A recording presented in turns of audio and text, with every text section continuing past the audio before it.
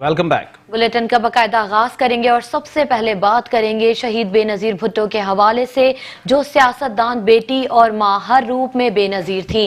बेनजीर भुट्टो के कत्ल को 11 बरस बीत चुके हैं।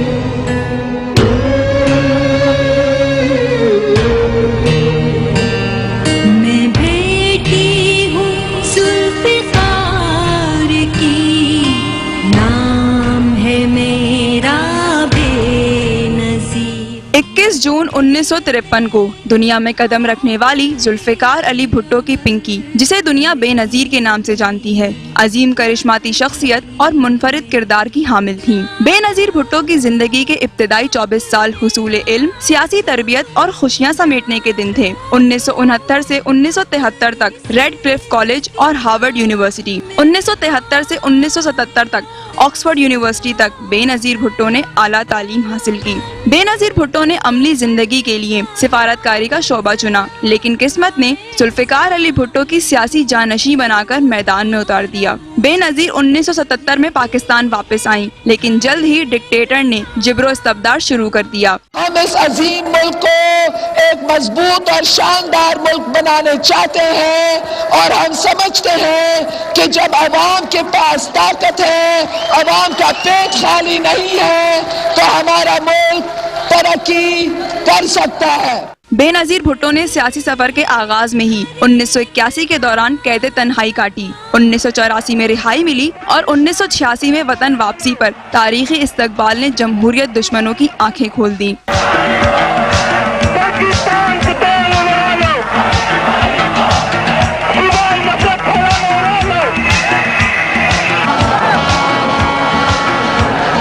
करिश्माती शख्सियत, अवामी और इनकलाबी लीडर बेनजीर भुट्टो को कत्ल करने के लिए 18 अक्टूबर को जो फनी खामियां रह गई थीं, वो 27 दिसंबर को रावलपिंडी में पूरी कर दी गयी। अपने बाप की फांसी घाट से 2 किलोमीटर दूर भुट्टो की बेटी और सिंध की रानी को भी कत्ल कर दिया गया।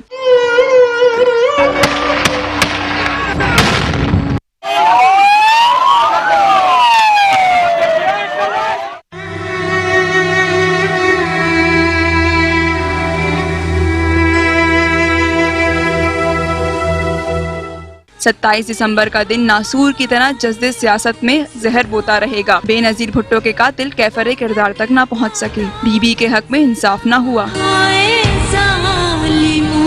क्यों मारा मुझे, यही है हर एक का सवाल, यही है हर एक का सवाल। मोहतरमा से मरहुमा तक का सफर आंसुओं से शुरू हुआ और खून पर खत्म हुआ। नारे भुट्टो, जिए भुट्टो, जिए जिए जिए भुट्टो, जिए जिए जिए भुट्टो, जिए जिए जिए भुट्टो, जिए जिए जिए भुट्टो, जिए जिए जिए भुट्टो।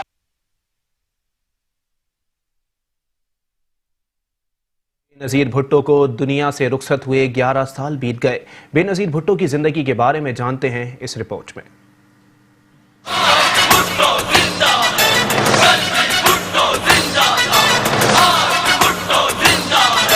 बेनजीर भुट्टो ने 21 जून 1953 को शोहरत याफ्ता सियासी भुट्टो खानदान में आँख खोली। इन्होंने इब्तदाई तालीम कराची और मरी, जबकि आला तालीम हार्वर्ड यूनिवर्सिटी से हासिल की। बेनजीर जब कभी पाकिस्तान होती तो अपने वालिद जुल्फिकार अली भुट्टो के हमरा आला सतही मुलाकातों में शामिल रहती। यहाँ तक तो सब कुछ ठीक था, मगर जिंदगी एक खुशगवार ख्वाब से कांटों का बिस्तर बन गई। आर्मी चीफ जनरल ज़ियाउल हक ने 1977 में मार्शल लॉ नाफिज किया, जिसमें भुट्टो गिरफ्तार हुए और इनको कत्ल के इल्जाम में सजाए मौत सुनाई गई। सन 1979 में अपने वालिद जुल्फिकार अली भुट्टो की फांसी के बाद इन्होंने सियासत का मुश्किल सफर शुरू किया। बेनजीर भुट्टो 1986 में वतन वापस आईं और 1987 में आसिफ अली जरदारी से रिश्ता अज़दवाज में मुंसलिक हुईं। अगस्त 1988 में आम इंतखाबात का इनकाद हुआ, जिसमें बेनजीर भुट्टो पाकिस्तान के साथ साथ मुस्लिम दुनिया की पहली खातून वजीर आजम मुंतखब हुई।